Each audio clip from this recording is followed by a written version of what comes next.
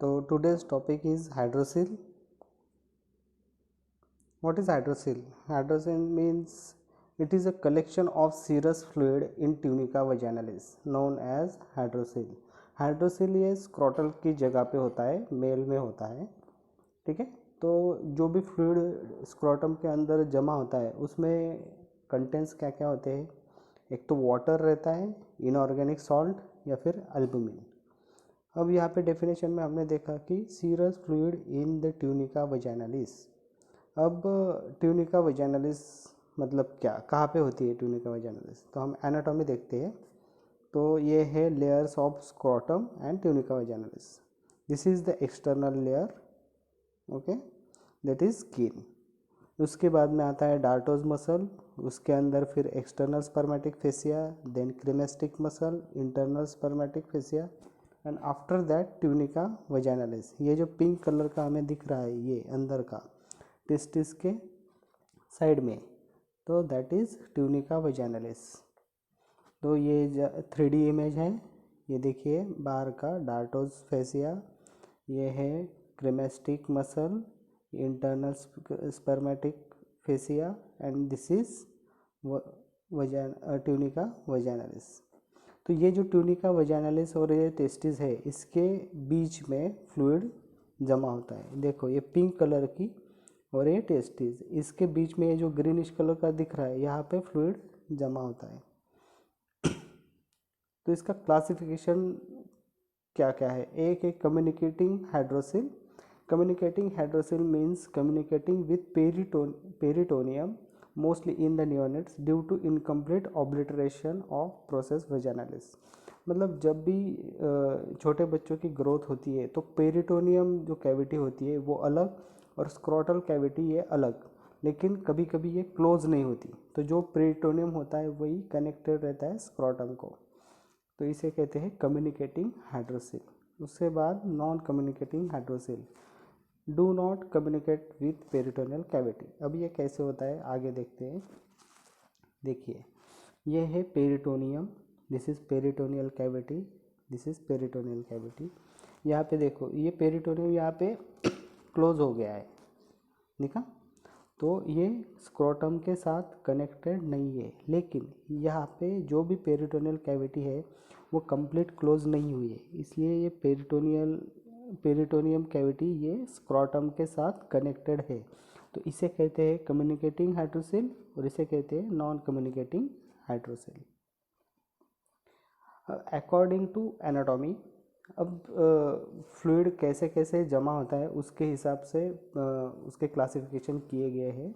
एक है कंजेनाइटल या फिर connected to peritoneum, that is communicating hydrocele. Funicular या फिर vaginal hydrocele just above the testis, ये टेस्टिस के ऊपर ही रहता है। Infantile up to the deep ring. हमने हर्निया के वक्त deep ring and superficial ring देखा था, ठीक है। Encysted hydrocele, hydrocele of spermatic, इसे हाइड्रोसिल ऑफ स्पर्मेटिक कॉर्ड भी कहते हैं। Can be confirmed by traction test. ये आगे देखते हैं क्या होता है। तो ये देखिए ये जो दिख रहा है this is deep ring, okay. तो पहले कम्युनिकेटिंग हाइड्रोसिल देखते हैं, ये डीप रिंग के ऊपर पेरिटोनियम हो जाता है। तो यहाँ पे देखिए ये पेरिटोनियम यहाँ पे कनेक्टेड है with the scrotum, this is communicating hydrocele. Mostly ये छोटे बच्चों में होता है, इसलिए इसे कंजेनाइटल हाइड्रोसिल भी कहते हैं। उसके बाद देखते हैं ए वजाइनल हाइड्रोसिल। वजाइनल हाइड्रोसिल मतलब जो कम्युनिकेटिंग नहीं रहता, सिर्फ टेस्टिस के ऊपर ही रहता है। मतलब टेस्टिस के अंदर ही ट्यूनिका वजाइनालिस के अंदर जो भी फ्लूइड कलेक्ट होता है इसे कहते हैं वजाइनल हाइड्रोसिल। उसके बाद देखते हैं इन्फेंटाइल हाइड्रोसिल। ये जो डीप रिंग है, डीप रिंग के नीचे, ओके, डीप रिंग के नीचे से चालू होके स्क्रोटम तक जो भी पानी या फिर फ्लूइड जमा होता है उसे कहते हैं हम इन्फेंटाइल हाइड्रोसिल। उसके बाद कंजेनाइटल तो हमने देख लिया, फिर ये हाइड्रोसिल ऑफ कॉर्ड या फिर स्पर्मेटिक कॉर्ड कह सकते हैं हम, या फिर इंसिस्टेड। देखो ये सिस्ट की तरह दिख रहा है, यहाँ पे सिर्फ इतना छोटा सा एक बल्ब की तरह है, this is the spermatic cord, और ये यहाँ पे फ्लूइड जमा हो जाता है। जब हम टेस्टिस को नीचे खींचते हैं तो उसके साथ में ये जो सिस्ट लग रही है ये भी नीचे आती है, दैट इसे ही कहते हैं कि ट्रैक्शन टेस्ट। ओके, तो स्वेलिंग मूव्स विथ ट्रैक्शन, मतलब अगर हम टेस्टिस को नीचे खींचेंगे तो ये जो स्वेलिंग है ये भी नीचे आएगी।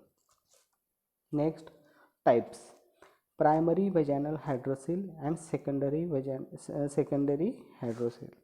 तो प्राइमरी हाइड्रोसिल मतलब क्या, due to absorption mechanism defect, and secondary hydrocele मतलब not by absorption mechanism effect. अब हम थोड़े एनाटॉमी के तरफ जाते हैं।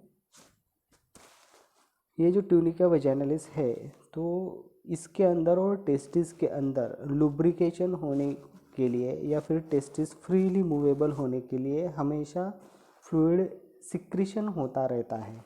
ओके, और सिक्रीशन होने के बाद ये जो ट्यूनिका वेजाइनलिस है वो जो एक्स्ट्रा सिक्रेट हुआ फ्लूइड रहता है उसको एब्जॉर्ब भी कर लेता है और उसको एक्सक्रीट कर दिया जाता है। तो ये साइमल्टेनियसली चलता है, मतलब सिक्रीशन भी होता है और एब्जॉर्प्शन भी होता है। इसलिए जो फ्लूइड रहता है टेस्टिस के स्क्रोटम के अंदर तो वो मेंटेन रहता है। ओके, लेकिन अगर एब्जॉर्प्शन का डिफेक्ट हो जाए, मतलब फ्लूइड तो एक्सक्रीट हो रहा है कंटिन्यूस और एब्जॉर्प्शन कम होने लगे, तो क्या होगा, वो फ्लूइड वहीं पे जमा होना चालू हो जाएगा। इसकी वजह से क्या होता है, हाइड्रोसिल हो जाता है, मतलब वहाँ पे पानी जमा हो जाता है। या फिर एब्जॉर्प्शन नॉर्मल है लेकिन एक्सक्रीशन बढ़ गया, तो इसकी वजह से भी क्या होगा कि स्क्रोटम के अंदर पानी जमा हो जाएगा। तो इस हिसाब से ही प्राइमरी और सेकेंडरी हाइड्रोसिल कहते हैं, जिसमें एब्जॉर्प्शन का डिफेक्ट हो जाता है, मतलब पानी एब्जॉर्ब करना बंद हो जाता है और इसके वजह से पानी जमा होता है, उसे कहते हैं प्राइमरी हाइड्रोसिल।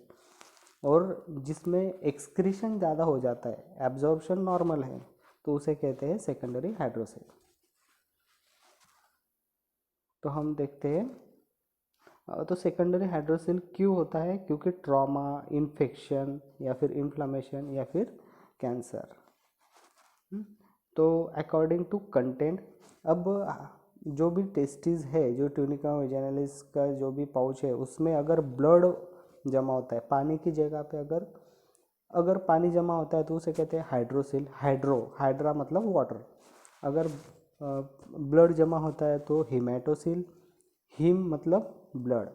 अगर पस जमा होता है तो पायोसिल, अगर लिम्फ जमा होता है तो काइलोसिल। प्राइमरी हाइड्रोसिल में क्लियर फ्लूइड रहता है और सेकेंडरी हाइड्रोसिल में टर्बिड या फिर एक्सुडेट फ्लूइड रहता है, क्योंकि यहाँ पे कुछ ना कुछ पैथोलॉजी हुई है, कुछ ट्रॉमा, इन्फेक्शन कुछ ना कुछ हुआ है, इसकी वजह से ये फ्लूइड थोड़ा सा टर्बिड हो जाता है। प्राइमरी हाइड्रोसिल हम देखते हैं, ये मोस्टली कॉमन रहता है, यंग एडल्ट में हमें देखा जाता है, और कॉज है इसका डिफेक्टिव एब्जॉर्प्शन ऑफ फ्लूइड। अब इसका कॉज क्या है ये हमें पता नहीं है, ये कंजेनिटल होता है। अब क्लिनिकल फीचर्स क्या क्या है।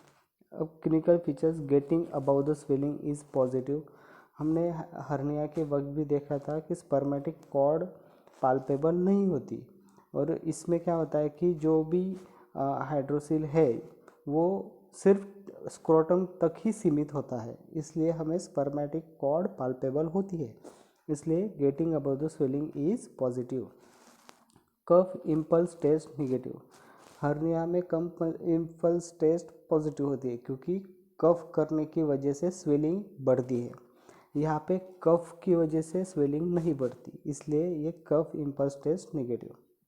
नॉन रिड्यूसिबल, हर्निया में हम कंटेंट को रिड्यूस कर सकते हैं, लेकिन हाइड्रोसिल में कंटेंट को रिड्यूस नहीं कर सकते। सॉफ्ट एंड सिस्टिक स्वेलिंग, जैसे बलून में अगर पानी हम भर देंगे तो जैसे फील होगा वैसे ही फील होता है, फ्लक्चुएशन टेस्ट भी उसे ही कहते हैं। Trans illumination test positive. Trans illumination test मतलब जब भी स्किन के ऊपर हम टॉर्च लगाएंगे तो उसमें से रिफ्रैक्ट होगी, जो भी लाइट होगी वो रिफ्रैक्ट होगी, उसमें से आएगी बाहर, वो हम आगे देखेंगे इमेज में। Swelling limited to scrotum, scrotum तक ही स्वेलिंग लिमिटेड रहती है। डिफ़िकल्टी इन वॉकिंग, कभी कभी हाइड्रोसिल बहुत बड़ा हो जाता है तो चलने में प्रॉब्लम होती है, usually not associated with pain. इसमें पेन होने के चांसेस बहुत कम होते हैं। अब ये देखिए ट्रांस इल्यूमिनेशन टेस्ट, ये है हाइड्रोसिल, और अगर यहाँ पे हमने टॉर्च लगाया तो ये क्लियर फ्लूइड होने की वजह से सब ये जो लाइट है यहाँ से रिफ्रैक्ट हो रही है, हमें दिख रहा है, ये लाल लाल दिख रहा है। लेकिन ये यहाँ पे जो डार्क हुआ है, अगर इसके अंदर हीमेटोसील होता या फिर पायोसील या फिर थोड़ा थिक फ्लूइड होता तो ये ऐसे डार्क हमें दिखता। यहाँ से जो लाइट ये रेडिश दिख रही है वो ट्रांसफ़र नहीं होती। तो जब ट्रांसफ़र होती है तो उसे कहते हैं ट्रांस इल्यूमिनेशन टेस्ट पॉजिटिव, अगर नहीं होती है तो it is negative. Now secondary hydrocele, cystic swelling of scrotum involving only tunica vaginalis known as secondary hydrocele। तो इसमें सिर्फ ट्यूनिका वेजाइनालिस ही इन्वॉल्व रहती है। अब इसके कारण क्या क्या है? Cause due to excessive secretion of fluid. पहले में हमने देखा कि डिफेक्टिव एब्जॉर्प्शन, इसमें क्या है? Excessive secretion. Defect mechanism of absorption इसमें नहीं होता, नॉट ओके। तो ये एक्सेसिव सिक्रेशन क्यों होता है? एक तो ट्रॉमा की वजह से हो सकता है, ट्यूबरकुलोसिस या फिर ट्यूमर मैलिग्नेंसी, ऑर्काइटिस। ऑर्काइटिस मतलब क्या? टेस्टिस की स्वेलिंग, उसे कहते हैं ऑर्काइटिस। अब इसके कॉम्प्लिकेशंस क्या हैं? एक है कैल्सिफिकेशन, मतलब जो भी फ्लूइड है वो थिक हो जाए या फिर सॉलिड हो जाए, ये एक कॉम्प्लिकेशन हो सकता है। हर्निया एक कॉम्प्लिकेशन हो सकता है। रप्चर एंड इन्फेक्शन, वहाँ पे पानी जमा है उसमें इन्फेक्शन होने के चांसेस हो सकते हैं। या फिर इनफर्टिलिटी, ये कॉम्प्लिकेशंस है। अब हम difference between primary and secondary hydrocele देखते हैं। तो primary hydrocele and secondary hydrocele, तो इसमें क्या होता है? डिफेक्टिव एब्जॉर्प्शन फ्लूइड, इसमें एब्जॉर्प्शन में डिफेक्ट है, इसमें एक्सेसिव प्रोडक्शन ऑफ फ्लूइड। इसमें क्या होता है? इसमें क्या है? एब्जॉर्प्शन ही नहीं हो रहा है तो कंटिन्यू फ्लूइड तो सिक्रेट हो रहा है, तो वो जमा होता ही जाएगा, होता ही जाएगा। इसमें क्या हो रहा है कि एक्सेसिव प्रोडक्शन तो हो रहा है लेकिन एब्जॉर्प्शन भी हो रहा है साथ में, तो इसकी वजह से इसकी स्वेलिंग छोटी रहेगी, इसकी बहुत बड़ी हो जाती है। टेस्टिस नॉट पाल्पेबल, अब स्वेलिंग बहुत बड़ी हो गई, टेस्टिस के आजू बाजू में बहुत पानी जमा हो गया तो टेस्टिस पाल्पेबल नहीं रहेगी। स्वेलिंग छोटी है तो टेस्टिस हम पाल्पेट कर सकते हैं। टैपिंग फ्लूइड इज़ क्लियर, जब भी हम ऑपरेटिव करते हैं जो फ्लूइड निकालते हैं तो वो क्लियर फ्लूइड रहता है, येलोइश क्लियर फ्लूइड रहता है। ये non clear and turbid, turbid मतलब थोड़ा सा गंदा पानी जैसा रहता है। इसमें ट्रांस इल्यूमिनेशन टेस्ट पॉजिटिव रहता है, जो हमने देखा इसमें निगेटिव। अब पानी ख़राब है तो उसमें से लाइट भी अच्छे से पास नहीं होगी, इसकी वजह से निगेटिव। इटियोलॉजी अननोन, ये क्यों होता है? इसके कॉजेस हमें एग्जैक्टली पता नहीं है। ड्यू टू नोन कॉजेस, ये मतलब कुछ ना कुछ एक तो डिजीज़ हुआ है, इन्फ्लामेशन हुआ है, इन्फेक्शन हुआ है, इसकी वजह से ये होता है। ये बहुत स्लोली प्रोग्रेस होता है और ये फास्टर, क्योंकि कुछ ना कुछ एबनॉर्मलिटी हुई है, इसकी वजह से यहाँ पे फास्ट होता है। ऑकर इन ओल्ड एज, ये ओल्ड एज में होता है, ऑकर इन यंग एज। अब एग्जामिनेशंस क्या क्या? फ्लक्चुएशन टेस्ट, मतलब फ्लक्चुएशन टेस्ट मतलब जो भी स्वेलिंग है जिसके अंदर पानी या फिर फ्लूइड भरा हुआ है तो उसको हम दबा के देखते हैं। तो जैसे बलून में पानी भरा हुआ रहता है, हमें जैसा फील होता है, उसे कहते हैं फ्लक्चुएशन टेस्ट पॉजिटिव। या मतलब एक जगह पे दबाएंगे तो दूसरी जगह पे वो ऊपर आएगा, इसे कहते हैं फ्लक्चुएशन टेस्ट। और ट्रांसलेशन टेस्ट इज़ पॉजिटिव, जो हमने पिछली बार देखा। अब इसके ऊपर ट्रीटमेंट क्या है? ट्रीटमेंट एक है कि एस्पिरेशन, मतलब एक तो नीडल डाल के उसको सिर्फ निकाल देते हैं, लेकिन इसमें रिकरेंस के चांसेस बहुत ज़्यादा होते हैं, वो टेम्पररी रहता है बहुत। या फिर टैपिंग, कुछ ना कुछ ट्रॉकर वगैरह डाल के वो पानी निकाल देते हैं, लेकिन इसमें जो कॉज है उसको हमने ट्रीट नहीं किया है बराबर। इंजेक्शन स्क्लेरोथेरेपी, जो स्क्लेरोजिंग एजेंट रहते हैं उसको हम इंजेक्ट करते हैं, जैसे कि टेट्रासाइक्लिन है, वो इंजेक्ट करते हैं टेस्टिस स्क्रोटम के अंदर।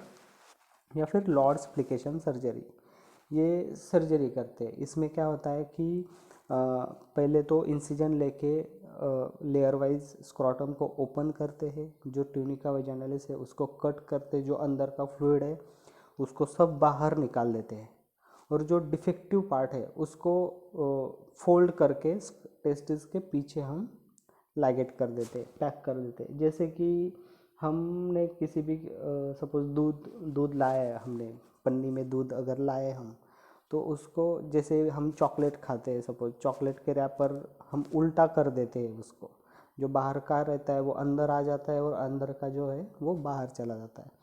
तो वैसे ही इसमें भी जो ट्यूनिका वैजानालिस है उसके साथ ऐसे ही करते हैं, जो अंदर का पार्ट है उसे बाहर लाते हैं, फोल्ड कर देते हैं और उसको पीछे बांध देते हैं और फिर स्क्रॉटम को क्लोज कर देते हैं। Thank you.